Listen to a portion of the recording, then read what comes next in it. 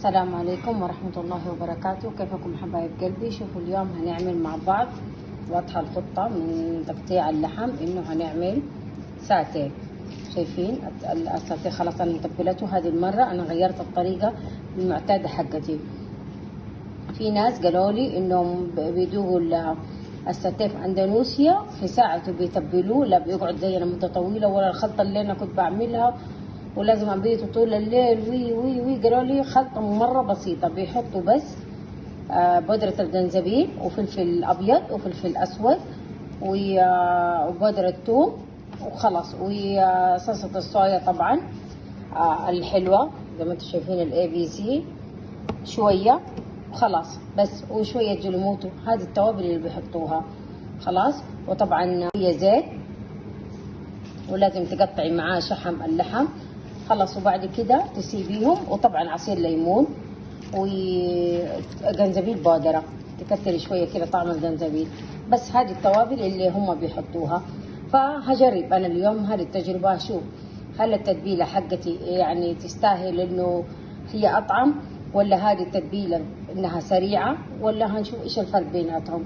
طيب طبعا يعني انت اذا انا عشان ما عندي وقت، انت لو عندك وقت بقى التتبيله هذه حطي كمان الليمون حقهم، مرق الليمون كمان قطعيه وحطيه معاهم. طيب انا اليوم حاطه جنزبيل بودره، انت ممكن تحطي جنزبيل بودره وممكن تحطي كمان جنزبيل ناشف، بس انا اللي هم سمعتوا قالوا كله ناشف وسريع خلاص. هنا برضو عندنا تتبيله الدجاج السريعه، برضو قطعنا الدجاج زي ما انتم شايفين كيف مكعبات، وحطينا معاه انا حاطه من هذه الصلصه شايفينها جدا رهيبه، مره لذيذه، اطعم من الشطه. هي شطه عاديه بس هذه الشركه مره لذيذه. حطيت منها شويه، وحطينا ملعقه عسل، وحطينا برضو نفس الشيء فلفل اسود وفلفل ابيض وبودره جنزبيل. بس الدجاج كمان نحط له كزبره ناشفه، الدجاج لازم كمان كزبره ناشفه. وحطينا هنا شويه جوز الطيب، وهنا حطينا كمان شويه جوز الطيب. هكتب لكم المكونات، وزي ما انتم شايفين احنا حطينا شيء بسيط من طبعا انا حاطه من اول، بس يعني اوريكم كيف ما نبغى الدجاج يصير لونه اسود، نبغى لونه يفضل كده، ما نبغى انه هو يسود. وبرده طبعا حاطين عصير ليمون، وحاطين خل ابيض او خل اسود زي ما عندك، وحاطين عصير ليمون. خلاص التتبيله هذه قعدت فيها كم ساعه، وتتبيله اللحمه قعدت فيها كم ساعه. يلا دحين نبدا نحطه في الاسياخ، وهنبدا نشويه ونشوف الفرق بين التتبيله السريعه هذه اللي توابلها جدا بسيطه، ولا التتبيله اللي انا كنت اعملها اول اصعب شويه.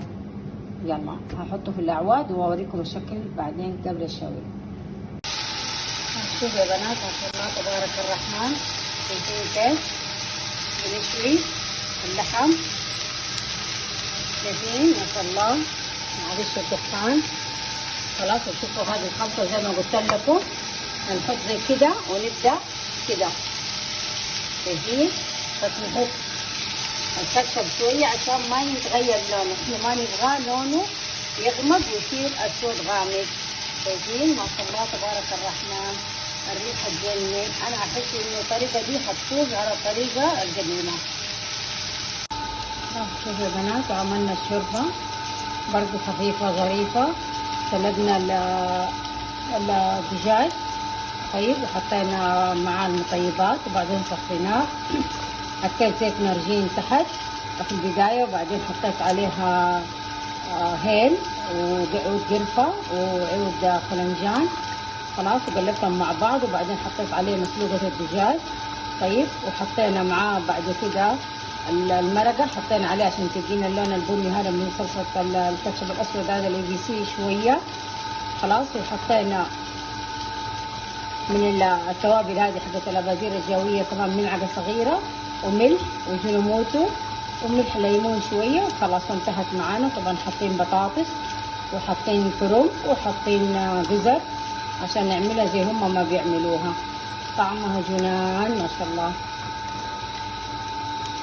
طبعا حاطين برضو بودرة الجنزبيل، وممكن تحطي جنزبيل اخضر لو عندك. شوفوا يا بنات ملينا الكرنب، سوينا الرز وبطاطس الشيبس، هنا الساتيه عندنا اللحم، شايفين كيف لونه هنا عملنا الصلصة حقت الساتيه، وعملنا هنا سوب، هنا أبو دجاج نفس الطريقة. شايفين كيف قدمناه؟ يلا كأننا شوفوا كأننا جالسين في مطعم ساتيه بنتغدى. بالعافية علينا وجربوه، طريقة جدا سهلة وسريعة، لازم من الطريقة الأولانية.